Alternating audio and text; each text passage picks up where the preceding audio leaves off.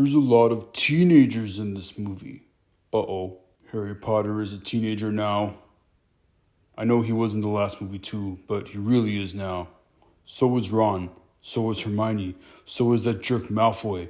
And all the other people in Harry's class. And they have guns, I mean wands. And they go to a school where they're in different teams, I mean houses, so they're competing against each other.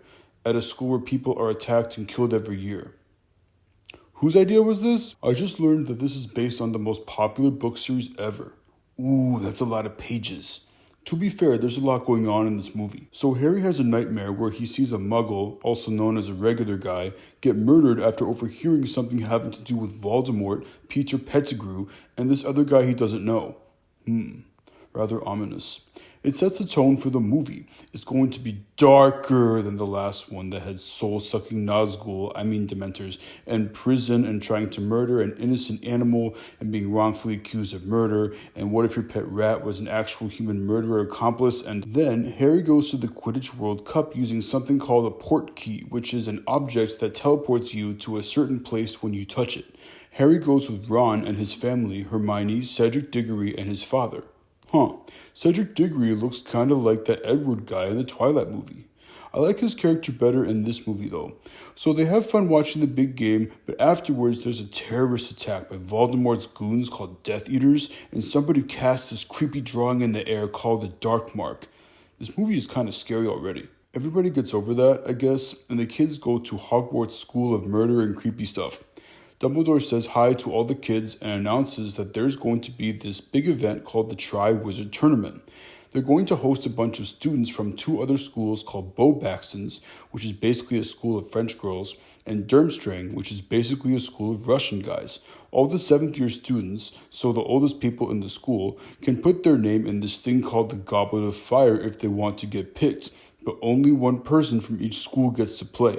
So Cedric Diggory gets picked from Hogwarts, and this girl named Fleur Delacour gets picked from Beauxbatons, and this guy named Victor Krum gets picked from Durmstrang. But of course Harry Potter gets picked too, since he's the main character of the movie, and everyone gets mad at him since Hogwarts is only supposed to get one player. Apparently the contract is magically binding though, so even though everyone's mad and Harry didn't put his name in the Goblet of Fire, he still has to play. So Harry's social status takes a nosedive. A lot of people think he's a cheater, and Ron is so offended he won't even talk to him. Tough break. The first game is super dangerous. Each of the players has to get an egg, but there's a dragon in the way. This new weirdo professor named Mad-Eye Moody tells Harry that if he wants to, he can summon his broom during the game. Harry does this since he's good at flying around on a broom. Makes sense. Hey, wait a minute. That Mad-Eye Moody guy is a defense against the dark arts teacher. Harry has bad luck with those. Maybe this one will be different? Regardless, Harry has a really hard time with this dragon called the Hungarian Horntail, but ultimately he does get the egg. So do the other players. Then Ron sees how dangerous the whole thing was, and he decides to stop being a butthead and patch things up with Harry. Things are looking up until it's time for the Yule Ball. It's basically a school dance, but students from all 3 schools get to go, so the boys have girls from 3 different schools to choose from in terms of who to ask to the dance. I kind of felt bad for the girls, lots of competition, but it's not easy for the guys either. Harry wants to go with this girl named Cho Chang, but she's going with Cedric Diggory, the other Hogwarts player who gets cast as the handsome guy in those vampire movies. Also, Ron looks like a dummy during this whole thing in general.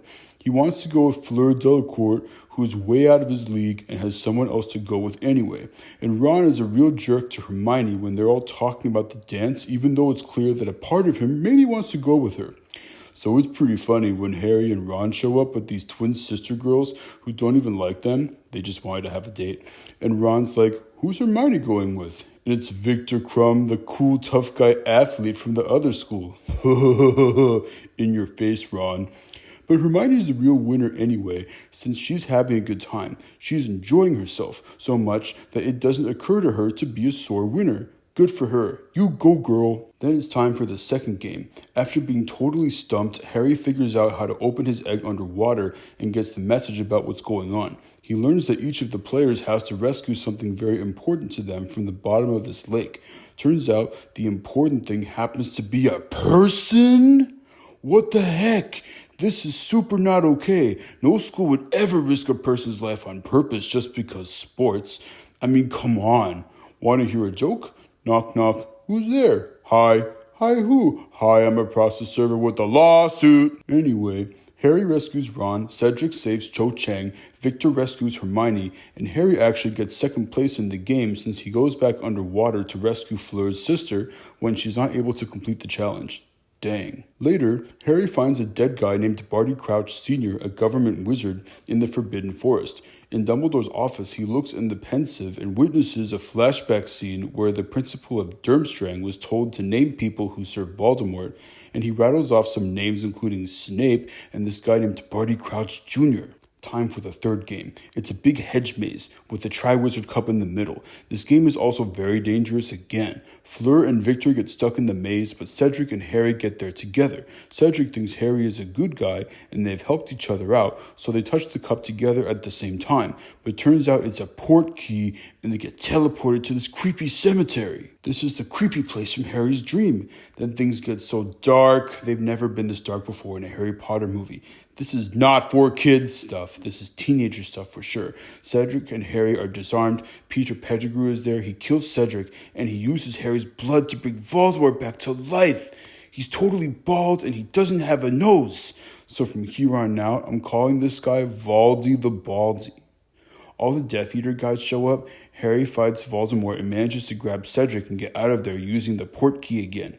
He shows up at Hogwarts with a dead Cedric and he's really upset. At the end, Harry talks with Dumbledore about how Valdy the Baldy is back, and Mad-Eye Moody starts talking to him, and Harry learns that Moody put his name in the Goblet of Fire in order to get him close to Voldemort and turn him into Valdy the Baldy. Moody is about to kill Harry when Dumbledore, Snape, and McGonagall kick his butt and find out that Moody is actually Barty Crouch Jr. using Polyjuice Potion. Crazy. Then Dumbledore tells everybody that Cedric was killed by Voldemort, even though the government is saying that's fake, and all the schools say bye as they go home. This movie was really exciting and fun and scary and good, but it features messed up things like a terrorist attack, human sacrifice, and teenagers. Not for kids. Maybe okay for teenagers, but it's pretty borderline though.